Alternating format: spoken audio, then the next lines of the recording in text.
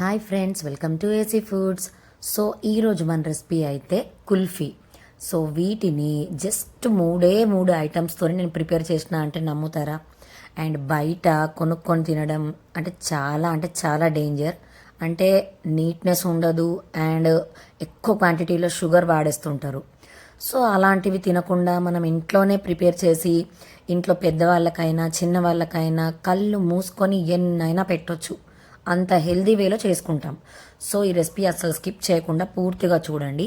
నేను ఇక్కడ 1/2 litre full fat milk తీసుకున్నా. మీరు నార్మల్గా మనం డైలీ వాడుకునే పాలైనా వాడుకోవచ్చు.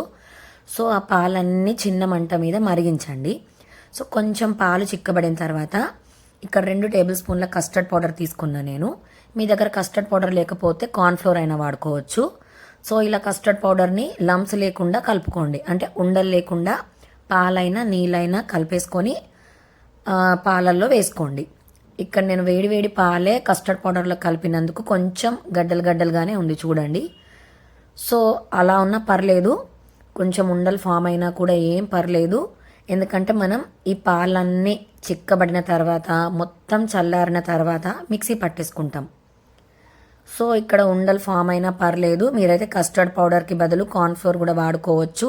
మీకు నచ్చితే 2 ఇలాచీలు దంచి వేసుకోవచ్చు, లేదా వెనిలా ఎసెన్స్ అయినా వాడుకోవచ్చు.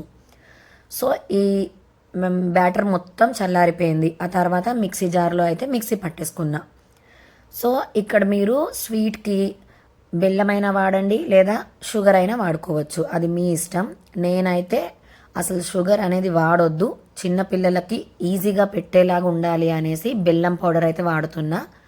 సో బెల్లం కూడా స్వీటే, కానీ షుగర్ కంటే కొంచెం బెటర్ అని అంతే. సో బెల్లం అయితే ఒక 3.5 స్పూన్స్ అయితే తీసుకున్నా.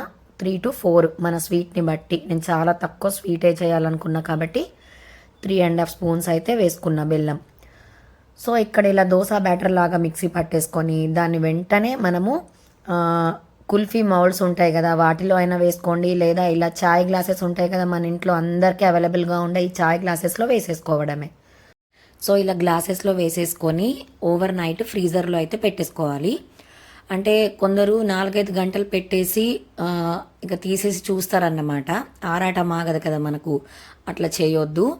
ఖచ్చితంగా మినిమం 8 అవర్స్ అయితే ఉంచాలి ఫ్రీజర్లోనే. అప్పుడే కుల్ఫీ అనేది మంచి షేప్లో వస్తుంది. సో నేను ఇలా మొత్తం ఓవర్ నైట్ ఒక 10 to 12 అవర్స్ పెట్టేసుకొని బయటికి తీసిన చూడండి.